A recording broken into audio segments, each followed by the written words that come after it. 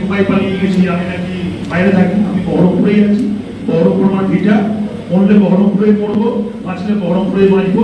আমি দুবাই পালিয়ে গিয়েছি, আমি নাকি বাইরে থাকি, আমি বহরমপুরেই আছি। বহরমপুর আমার ভিটা, মরলে বহরমপুরেই মরব, বাঁচলে বহরমপুরেই বাঁচব। নবতৃণমূলের প্রস্তুতি সভায় জানালেন বহরমপুর পৌরসভার প্রাক্তন চেয়ারম্যান নারুগোপাল মুখার্জি। শনিবার মুর্শিদাবাদের বেলডাঙ্গায় নবতৃণমূলের প্রস্তুতি সভা অনুষ্ঠিত হয়। সভায় উপস্থিত ছিলেন অপূর্ব সরকার, নারুগোপাল মুখার্জি, রিয়াত হোসেন, নিয়ামত শেখ সহ দলের বিভিন্ন স্তরের নেতৃবৃন্দ ও কর্মীবৃন্দ।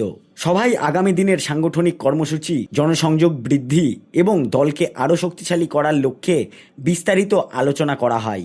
উপস্থিত নেতৃবৃন্দ কর্মীদের ঐক্যবদ্ধভাবে মানুষের পাশে থেকে কাজ করার আহ্বান জানান। আজকে সবাই যখন আমরা একসঙ্গে পার্টিটা তৃণমূলটা করেছি, আমাদের দেখে সবাই হচ্ছে একে অপরকে দেখে ভোট দিয়েছে, মানে আপনাকে দেখে দুজন, আমাকে দেখে দুজন, এভাবে ভোট দিয়েছে। উপর থেকে কিন্তু কলকাতা থেকে তৃণমূলের কিন্তু মমতা বন্দ্যোপাধ্যায়, অভিষেক বন্দ্যোপাধ্যায় কিন্তু এখানে জেলা ভোট করতে আসেন। তা সেই জন্য আমাদের দায়িত্ব আছে, যারা আমরা একসঙ্গে থাকি, আমাদের এই একটা অদিশার মধ্যে দিশা দেখানোর যে ভূমিকা ডেভিডটা নিয়েছে, সেখানে আমাদের সবাইকে সংঘবদ্ধ হওয়া। সেই জন্য আমরা সংঘবদ্ধ হয়ে সবাই আমরা যাবো 21 জুলাই। আর পাশাপাশি অনেক ভুলভ্রান্তি রটাচ্ছে, আমাকেও বলেছিল এখানকার কংগ্রেসের দলের চৌধুরী হেরে গিয়েও তার যে পানি কমছে না, তিনি বলেছেন আমি নাকি দুবাই পালিয়ে গেছি, আমি নাকি বাইরে থাকি, আমি বহরমপুরেই আছি।